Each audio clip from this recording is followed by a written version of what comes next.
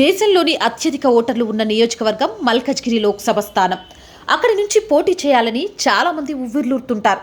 అన్ని పార్టీల్లోనూ మల్కజ్గిరి లోక్సభ టికెట్ కోసం తీవ్రంగా పోటీ ఉంటుంది. ఇక జాతీయ పార్టీలో అయితే పెద్దగా చెప్పాల్సిన అవసరం లేదు. మిగతా పార్టీల్లో ఎలా ఉన్నా బీజేపీ నుంచి మాత్రం ఢిల్లీ పబ్లిక్ స్కూల్ చైర్మన్ కొమరయ్యకే టికెట్ దక్కే అవకాశం కనిపిస్తుంది. రాజకీయాలతో ప్రత్యక్ష పరిచయ సంబంధం లేకున్నా మల్కజ్గిరి నుంచే పోటీ చేసేందుకు సిద్ధమవుతున్నారట.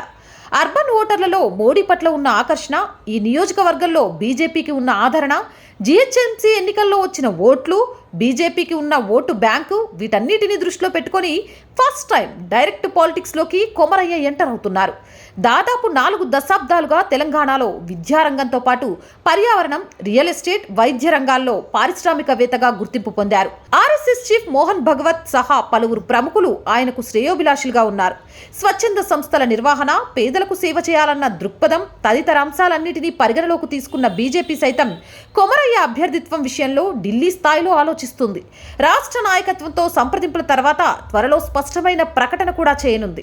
లోక్సభ ఎన్నికల్లో 4 సిట్టింగ్ స్థానాల్లో ఉన్న బీజేపీ ఈసారి కనీసం 10 చోట్ల గెలవాలని టార్గెట్గా పెట్టుకోవడంతో అటు పాపులారిటీ ఉన్న వ్యక్తులతో పాటు విజయావకాశాలు ఉన్న పార్టీ లీడర్లను అన్వేషిస్తోంది.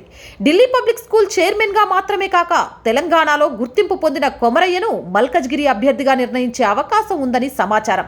పెద్దపల్లి ప్రాంతంలోని సాధారణ వ్యవసాయ కుటుంబానికి చెందిన కొమరయ్య ప్రాథమిక విద్య మొదలు ఉస్మానియా యూనివర్సిటీలో ఇంజనీరింగ్ పూర్తి చేసేంత వరకు అనేక ఇబ్బందులను అధిగమించి పారిశ్రామికవేత్తగా ఎదగడం గమనార్హం.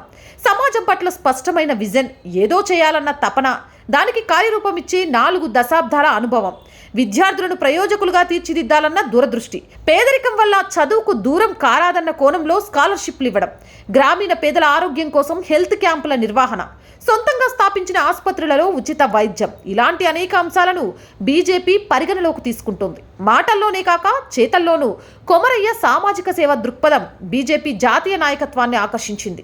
40 ఏండ్ల ఆయన ఆచరణ, సమాజంలో లభించిన గుర్తింపు, నిరాడంబరత, సేవ చేయాలనే ఆలోచన బీజేపీ తరపున ఆయనకు ప్లస్ పాయింట్లు. పెద్దపల్లిలోని ఒక సాధారణ వ్యవసాయ కుటుంబానికి చెందిన కొమరయ్య సొంత ఊరిలోనే 3వ తరగతి వరకు చదువుకున్నారు. 10th క్లాస్ వరకు అప్పన్నపేటలోని జిల్లా పరిషత్ పాఠశాలలో విద్యను అభ్యసించారు.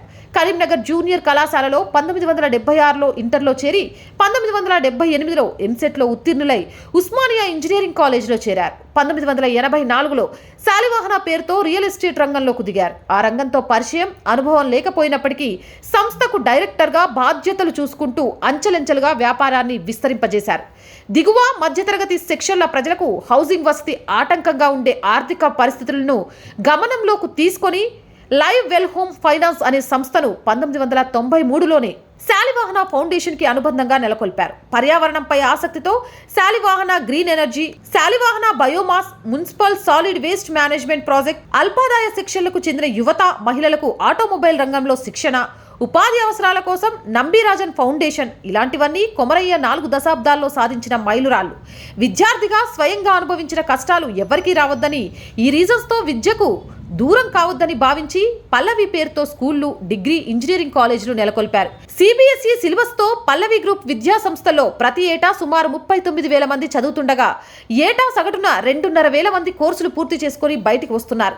ఈ 30 ఏండ్ల కాలంలో సుమారు 1,00,000 మంది పల్లవి గ్రూప్లో చదివి డాక్టర్లు, ఇంజనీర్లు, జాతీయ స్థాయి క్రీడాకారులు వివిధ స్థాయిలో నిలదొక్కున్నారని కొమరయ్య గర్వంగా చెప్పుకుంటుంటారు.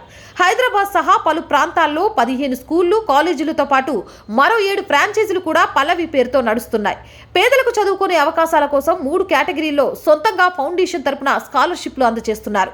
కోవిడ్ టైంలో అనాథలుగా మారిన పిల్లలకు పల్లవి స్కూళ్లలో ఉచిత విద్యను అందజేస్తున్నారు. పేదల విద్యావసరాలకు స్కూళ్లు స్థాపించిన కొమరయ్య వైద్యంలోనూ తక్కువ ఖర్చుతో నాణ్యమైన సర్వీస్ అందించేందుకు ప్రసాద్ హాస్పిటల్స్ పేరుతో 3టిని నెలకొల్పారు.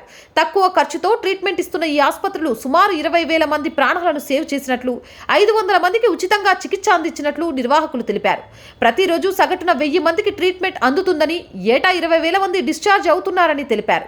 ప్రతి ఆసుపత్రిలో 150 బెడ్లతో సర్వీస్ చేస్తున్నామని, గ్రామాల్లో పేదల కోసం కంటి, general, orthopaedic, gynaecology, cardiovascular medical క్యాంపులు నిర్వహిస్తున్నట్లు తెలిపారు. విద్యా, వైద్య రంగాలతో పాటు పర్యావరణానికి ఉన్న ప్రాధాన్యతను దృష్టిలో పెట్టుకొని ఈకో భారత్ పేరుతో కంపెనీని స్థాపించి కే ఇన్నోవేటివ్ ద్వారా పలు యాక్టివిటీస్ని కొమరయ్య చేపట్టారు. డిఆర్డీఓ సహకారంతో ప్లాస్టిక్ ప్రత్యామ్నాయ టెక్నాలజీకి ఈకో భారత్ సంస్థ ద్వారా శ్రీకారం చుట్టారు. చెరకు, మొక్కజొన్న పంటల వ్యర్థాల నుంచి బయో డిగ్రేడబుల్ ఉత్పత్తుల తయారీపై ఫోకస్ పెట్టారు. శాలివాహన గ్రీన్ ఎనర్జీ సంస్థ ద్వారా 88 మెగావాట్ల విద్యుత్ని వ్యవసాయ వ్యర్థాల నుంచి తయారు చేయిస్తున్నారు. మంచిర్యాలలో 6 మెగావాట్ల బయోమాస్ పవర్ ప్రాజెక్ట్కి శ్రీకారం చుట్టారు. సాంప్రదాయ ఇంధన వనరులపై దృష్టి పెట్టి మహారాష్ట్ర, ఒడిశా, కర్ణాటక, ఆంధ్రప్రదేశ్ రాష్ట్రాల్లోనూ 5 బయోమాస్ పవర్ ప్లాంట్లు పనిచేస్తున్నాయి. వీటన్నిటిని చూసిన తర్వాత ఇలాంటి వ్యక్తికి అవకాశం కల్పిస్తే మల్కజ్గిరిలో విజయం ఖాయమని బీజేపీ అధిష్టానం భావిస్తున్నట్లుగా సమాచారం అందుతుంది.